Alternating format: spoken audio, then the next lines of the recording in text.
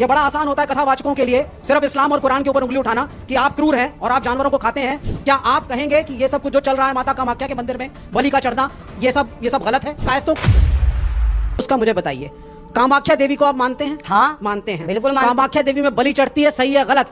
सुनते रहिए, चंडी माता में बलि चढ़ती है, सही है गलत? मैं पूर्वी उत्तर प्रदेश से हूँ, मैं पूर्वी उत्तर प्रदेश से आता हूँ। वहाँ पे अब योगी आदित्यनाथ उस मठ के महंत बने हैं। पहले वहाँ पे भी छोटे छोटे सूअर के बच्चों की बलि चढ़ती थी माता को। देवी पाटन सिद्ध देवी का स्थल है और कायस्तों का एक गांव है वहाँ पे नवमी के दिन माता को बकरा जरूर चढ़ता है। साही परमो धर्मः, हमारे शास्त्र कहते हैं किसी की हत्या ना करो। हमारा हिंदू सनातन धर्म कहता है किसी की हत्या मत करो। फिर आपने सवाल किया कि कामाख्या में क्यों हत्या हो रही है। अब देखो हो क्या रहा है, हमारे मंदिरों में, हमारे वेदों में कहीं बकरे की बलि चढ़ाने की कोई परंपरा नहीं थी। लेकिन क्या हुआ कि एक मास्टर जी ने एक विद्यार्थी को देखा सिगरेट पीते हुए। तो गुरुजी ने बोला क्यों तुम सिगरेट पीते हो? गुरुजी वो क्या है, आदत हो गई है। कितनी पी जाते हो? बोले 10 पीता हूं मैं रोज दिन भर में। गुरुजी बोले सुन 10 मत पीना, छोड़ दे पूरी। गुरुजी छूटे, अच्छा छूटेगी नहीं तो एक पी लेना, एक पी लेना। वो एक सिगरेट पीने की इजाजत गुरुजी ने क्यों दी? ताकि धीरे धीरे जब 9 छूटेगी तो एक भी छूट जाएगी। तो क्या हुआ कि हमारे यहाँ अहिंसा की बात तो थी, पर कुछ लोगों ने मांसाहार करना स्टार्ट कर दिया, मांसाहार का प्रचलन बढ़ गया। तो हमारे ऋषि मुनियों ने कहा कि भाई तुम मांसाहार क्यों करते हो जब वेद में लिखा है हत्या नहीं करनी चाहिए। किसी को परेशान करना या किसी की हत्या करना माने गलत कहा गया है। ये मजहब इसकी इजाजत नहीं देता। और जहां तक इस्लाम से मेरा ताल्लुक है और इस्लाम की मुझे जो तालीम है और जानकारी है, उसके अनुसार बेगुनाहों का कत्ल इस्लाम में भी वर्जित है। इस्लाम कहीं भी किसी भी सूरत में बेगुनाहों को कत्ल करने की इजाजत नहीं देता। अगर आप मेरे सवाल का बखूबी और मेरे जहन में जचने वाला सवाल है ये जवाब दे दें तो मैं भी आपका मुरीद बन जाऊंगा। यूं तो मुरीद हुई ही, लेकिन फिर मुरीद बन जाऊंगा कि इंसानों को सबसे ऊंची श्रेणी में रखा गया है जहां तक मैं जानता हूं। और मैं जब करीब अपने कई मुसलमान इंटेलेक्चुअल्स दोस्तों से सवाल करता हूं कि सब कुछ मिलता है मगर आप बलि क्यों देते हैं, आप वध क्यों करते हैं, तो उन्होंने कहा कि ये चीजें मुसलमानों को इस्तेमाल के लिए दी गई है। मैं इस पे क्लियरिफिकेशन चाहूंगा डॉक्टर साहब का, आपका क्लियरिफिकेशन चाहूंगा। मैं इस सवाल का जवाब चाहूंगा आपसे। वालेकुम अस्सलाम भाई साहब, आपकी सलामती हो। मैंने में सवाल किया है कि वो पीस टीवी माशाल्लाह काफ़ी वक्त से देख रहे और वो कहते हैं कि हर मज़हब में कहा गया है कि कत्ल करना, इंसान की जान लेना गलत है, हराम है। हिंदू मज़हब में कहा गया है और इस्लाम में भी जैसे उनकी जानकारी सही है कि बेगुनाह का कत्ल करना हराम है। वो ये पूछते हैं कि बलि कहाँ तक सही है। बलि का मतलब मैं आपसे पूछना चाहता हूँ कि आप ये पूछना चाहते, मतलब जैसे हम लोग कुर्बानी के टाइम में, मेरा यही सवाल है, जाती सवाल यही है मेरा। अगर इस सवाल का जवाब देंगे तो मैं तो आपका मुरीद हूँ, लेकिन फिर से और पक्का मुरीद बन जाऊंगा। भाई साहब ने कहा कि आप लोग कुर्बानी क्यों देते हैं, और ये कुर्बानी का जो सवाल है कि हम ईद उल जुहा बकरी ईद में कुर्बानी क्यों देते हैं। कुरान में जिन्ना अल्लाह ताला फरमाते हैं सूरह हज में सूरह नंबर 22 में कि ना ही गोश्त ना ही खून अल्लाह को जाता है। अल्लाह को ना खून की ज़रूरत ना गोश्त की ज़रूरत। ये कुर्बानी के वक्त अल्लाह को खून नहीं जाता ना गोश्त जाता है। लेकिन तकवा, आपकी पाइटी, आपकी परहेजगारी अल्लाह को पसंद है। आप अगर देखेंगे कि ईद उल जुहा के बारे में क्यों हम कुर्बानी करते हैं और वाकया जानेंगे इब्राहिम अलैहिस्सलाम का कि इब्राहिम अलैहिस्सलाम को अल्लाह सुब्हानहू व तआला ने, उस वक्त बुत परस्ती बहुत आम थी, बुत परस्ती बहुत आम थी और कुर्बानी इंसानों की बहुत आम थी और हिंदुस्तान में भी आम है। आज भी हिंदुस्तान में कई दीगर मज़ाहिब में लड़कियों की कुर्बानी दी जाती है, बच्चों की बलि दी जाती है। क्या आप छोटे बच्चे का कत्ल करो, औरत का कत्ल करो, बलि दे जाओ और भगवान खुश हो जाएंगे। कई जगह अल्हम्दुलिल्लाह मुसलमान में नहीं है। तो उस वक्त इब्राहिम अलैहिस्सलाम को अल्लाह ने पूछा कि आपको सबसे ज्यादा अजीज इस दुनिया में क्या चीज़ है। तो उन्होंने कहा कि मेरा बेटा। तो उन्होंने पूछा कि आप अपने बेटे की कुर्बानी दे सकते, अपने पैगंबर इब्राहिम अलैहिस्सलाम से बेटी की कुर्बानी दे सकते। तो वो चौंक गए और अल्लाह के पैगंबर थे, उन्होंने आके बेटे से कहा, बेटे ने कहा बेशक अल्लाह के लिए आप मेरी कुर्बानी दे सकते, आप अपने हाथ पे पट्टी मानना। जैसा अल्लाह ताला फरमाते इस दुनिया में अल्लाह ताला हमारा इम्तिहान ले रहे, तो अल्लाह ताला इम्तिहान ले रहे अपने पैगंबर इब्राहिम अलैहिस्सलाम का।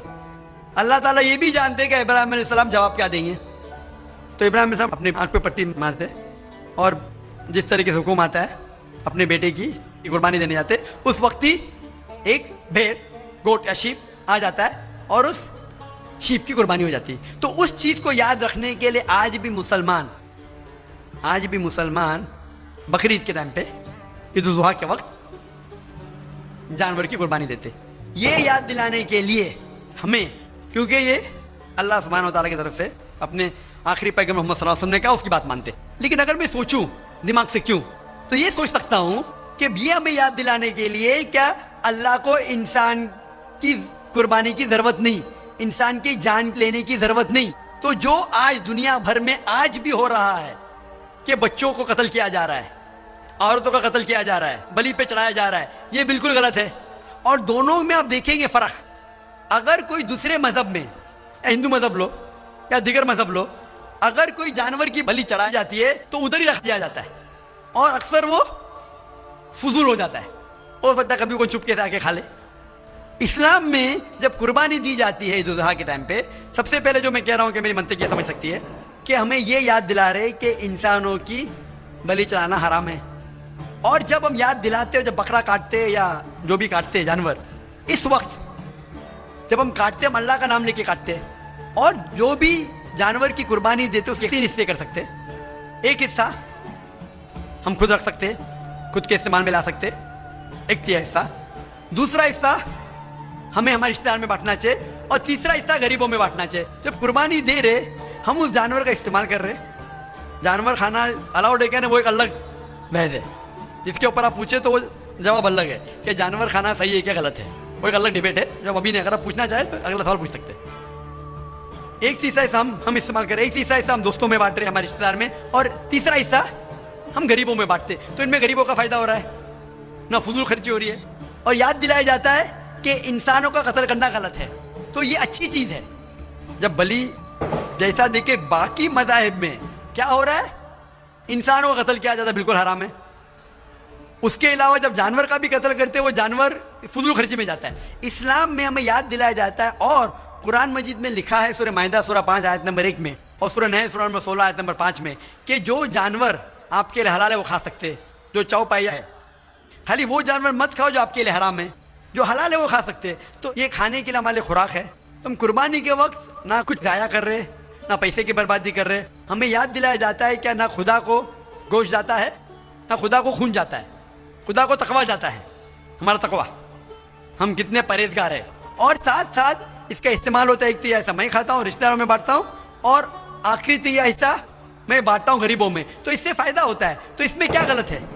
बनिस्बत दूसरे मज़ाहिब में आप देखेंगे इसमें नुकसान ही नुकसान है। इंसान का कत्ल हो रहा है और जानवर को भी अगर बलि चढ़ाई जाती है तो फजूल खर्ची होती है। बनिस्बत इस्लाम में बकरीद के अंदर फायदा ही फायदा है। Hope the answer the question. बहुत खूब, आपने ये बहुत अच्छा फरमाया। मैं आपके जवाब से काफ़ी संतुष्ट हूँ। और जाते जाते एक आखिरी सवाल करना चाहूँगा कि अहिंसा को इस्लाम किस नज़रिए से देखता है? अहिंसा को इस्लाम किस नज़रिए से देखता है? मैं सबका आखिरी सवाल है कि अहिंसा को इस्लाम किस नज़रिए से देखता है? आमतौर पे हिंसा हराम है। इस्लाम आता है लफ्ज़ सलाम से, इसके मानी है सलामती, अमन, शांति।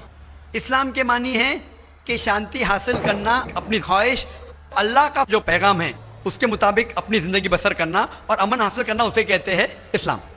हिंसा आमतौर पे हराम है। लेकिन अगर मिसाल के तौर पे हम देखते हैं हर देश में कानून है कि चोरी मत करो, किसी का कत्ल मत करो, लेकिन कानून के अलावा पुलिस भी है कि अगर कोई कानून को फॉलो नहीं करता है, कोई चोरी करेगा तो पुलिस उस वक्त जबरदस्ती कर सकती है, पुलिस फोर्स का इस्तेमाल कर सकती है, पुलिस कभी कभी हथियार का इस्तेमाल करती है अमन और शांति बरकरार रखने के लिए देश में। उसी तरीके से इस्लाम में हिंसा आमतौर पे हराम है, लेकिन हर इंसान शांति नहीं चाहता है। कुछ इंसान जो अशांति चाहते हैं और जो अल्लाह का फरमान पे अमल नहीं करते और शांति को भ्रष्ट करना चाहते, उस वक्त इस्लाम इजाजत देता है कि आखिरी मरहले पे आप हिंसा का इस्तेमाल कर सकते शांति लाने के लिए, हिंसा का इस्तेमाल कर सकते शांति लाने के लिए, खुद के फायदे के लिए नहीं। इसीलिए आमतौर पे जितने भी आपने देखे होंगे जो जंग अल्लाह के रसूल लड़ी,